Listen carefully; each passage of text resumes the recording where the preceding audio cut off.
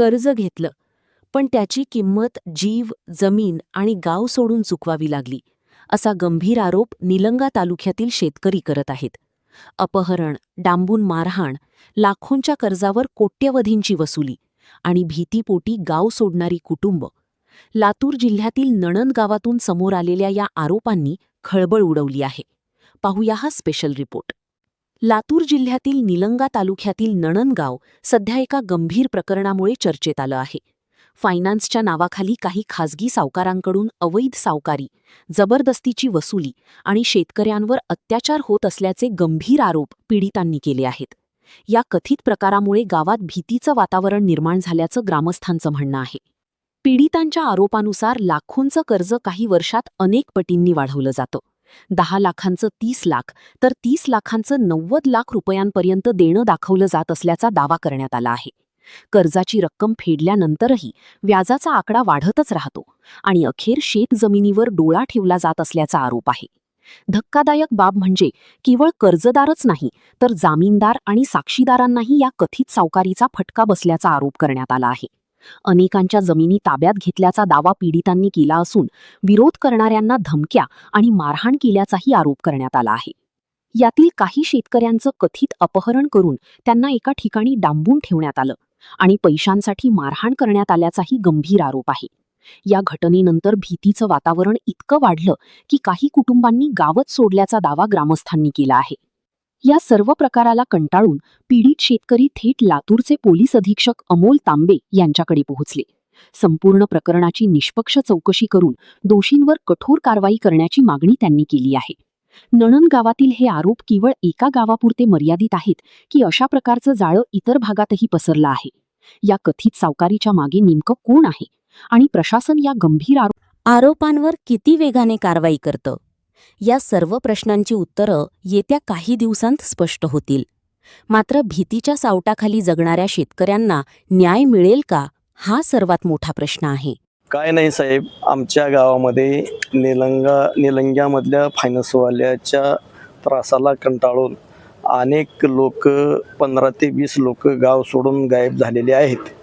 आणि दुसरी गोष्ट, पुंडलिक भोसले यांच्या फायनान्सच्या जामीनमध्ये आमचा चुलत भाऊ चक्रधर नारायणपुरे हा होता. तो जामीनदार असल्यामुळं पुंडलिक भोसले हा निघून गेला. पुन्हा चक्रधर नारायणपुरेला फायनान्सवाल्यांनी नेऊन अडकवले. तिथं अडकवल्यानंतर आम्ही आणि हे एक अण्णाराव मामा आम्ही आमच्या चुलत भावाला फायनान्समधून सोडून आणल्यावर आमचा भाऊ पण 15 दिवसानं पळून गेला. तो पण गायब आहे. आणि पुन्हा फायनान्सवाले मला आणि अण्णाराव मामाच्या मागं पैशासाठी तगादा लावत होते.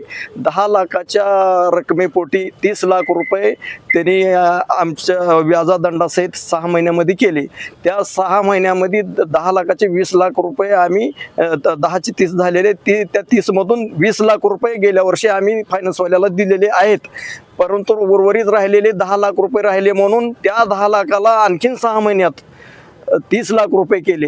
त्या 30 लाखामध्ये आमच्या अण्णाराव मामा कोरके यांची त्यांनी शेताची 3.5 एकरची नोटरी करून घेतली. आणि त्या नोटरी करून घेऊन पुन्हा आम्ही त्या टायमामध्ये पैशाची भरती तडजोड करत होतो. परंतु अण्णाराव मामा आणि मला, दत्ता मोहोळकर आणि राणा आरे, उद्धव शिंदे, नवनाथ मोहोळकर, आदित्य कमले असे ह्या फायनान्सवाल्यानं आम्हाला आमच्या गावामधून छत्रपती शिवाजी महाराज चौक नणंद येथून आम्हाला आमचं 26/12/2025 रोजी 10:30 वाजता आमचं अपहरण करून दत्ता मोहोळकर यांच्या उदगीर मोडच्या शेतामध्ये आम्हाला 3 दिवस डांबून आम्हाला लाताबुक्याने मारहाण करून लाकडाने सापडल त्या लाकडाने काहीच त्यांच्या हाताला सापडल त्या लाकडाने ह्याच्यानं मारहाण करून जीवे मारण्याची धमकी दिली. आणि 3 दिवस आम्हाला त्यांच्या शेतामध्ये डांबून ठेवून आमचं अपहरण केलेलं आहे. तरी आता आम्ही मेहरबान पोलीस अधीक्षक साहेब यांची आता आम्ही भेट घेऊन आम्ही सगळेजण फायनान्सच्या ज्या जोखंडात सापडलेले आम्ही शेतकरी आम्ही सगळेजण पोलीस अधीक्षक साहेबांची भेट घेतलो. पोलीस साहेबांसोबत आमची रीतसर चर्चा झाली. त्यांनी आता याच्या पुढं आम्हाला आणखीन काही ह्याच्यामध्ये काय चौकशा करता येईल, काय न्याय देता येईल ते न्याय देऊ असं म्हणून आम्हाला आश्वासित केलेलं आहे. आता येणाऱ्या काळात त्यांनी आता पोलीस प्रशासनाला आम्ही पोलीस अधीक्षकांना आम्ही न्याय मागितलेला आहे. आम्हाला योग्य तो न्याय मिळावा, नाहीतर आम्हाला हे फायनान्सवाले जगणं मुश्किल केलेले आहेत. भविष्य काळामध्ये आम्हा सर्व फायनान्स कर्जदारांना, पीडितांना या लोकांपासून, फायनान्सवाल्यापासून आमच्या जीवाला धोका आहे आणि या लोकांकडून आम्हाला केव्हाही धोका होऊ शकतोय. याची दखल सर्व मीडियाने, शासनाने, मुख्यमंत्र्यांनी, अधीक्षकांनी सर्वांनी याची नोंद घ्यावी हीच आमची विनंती आहे. आम्हा सर्व शेतकऱ्यांकडून, आमच्या गाववाल्याकडून आमची विनंती आहे. तुम्हाला मारहाण झाल्यानंतर तुम्ही पोलिसात तक्रार दाखल करायला गेलात होता? हा, गेलो होतो ना. पोलिसात तक्रार करायला गेल्यानंतर आमची तक्रार घेत नव्हते, परंतु आम्ही IG साहेबाकडून, SP साहेबाकडून आम्ही यांच्या माध्यमातून तिकडं निलंगा पोलीस स्टेशनला गेलो, मग आमची तक्रार घेतली गेली. नाहीतर आमची तक्रार, जे फायनान्सवाले आहेत त्यांना राजकीय पाठबळ आहे का त्याच्यासाठी? त्यांनी आता स्वतः ते फायनान्सवाले म्हणले आम्हाला राजकीय पाठबळ आहे, आम्ही काही जर केलं तर आम्हाला काही होणार नाही, आम्ही यांना बघू, आम्ही यांना मारू, आम्ही यांच्या शेतावर कब्जा करू, आम्ही बघून घेऊ असं म्हणून आम्हाला आणखीन धमक्या देत आहेत. नाव सांगा तुमचं. नाव? मी गोपाळ दिगंबर नारायणपुरे, माजी सरपंच ननंद, तालुका नारायण अमृता कोरके, ननंद. मी माझ्या भाच्यासाठी जामीन हा म्हणून पत्करलो. त्याच्या बदल्यात माझी 3.5 एकरची नोटरी करून घेतली आणि आता त्याच्यावर कब्जा करतो, ते करतो, हे करतो म्हणून दमदाटी करलो. नोटरी कशी करून घेतली?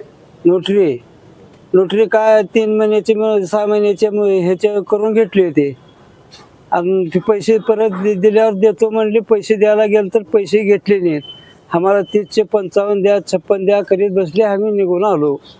तुम्हाला मारहाण झाली आहे का त्या प्रकरणात? मारहाण झाली. शेडमध्ये गेल्यावर मारहाण केल्यात. कधी मारहाण झाली? तुम्ही तक्रार कधी दिली? काय सरपंचांनी मी एकदाच होतो. मारहाण कधी झाली? तुम्हाला तक्रार किती दिवसापूर्वी मारहाण झाली? 26/12. तक्रार कधी दिली? तक्रार आता 14/3. हा, मार्च मध्ये. इतके दिवस का गप्पी बसले? आम्ही पैसे देऊ म्हणून बसलो, तो पैसे घेणं आले. मारहाण केल्यानंतर पोलिसांची तक्रार दाखल करायची ना? आमची काकलोत की आम्ही पैसे देऊन मोकळो यांच्या तावडीतून, ही वाढवावडी करू नये. त्याने पैसे घेणं आल्यावर मग पुन्हा 2 महिन्याला तक्रार गेली आमची.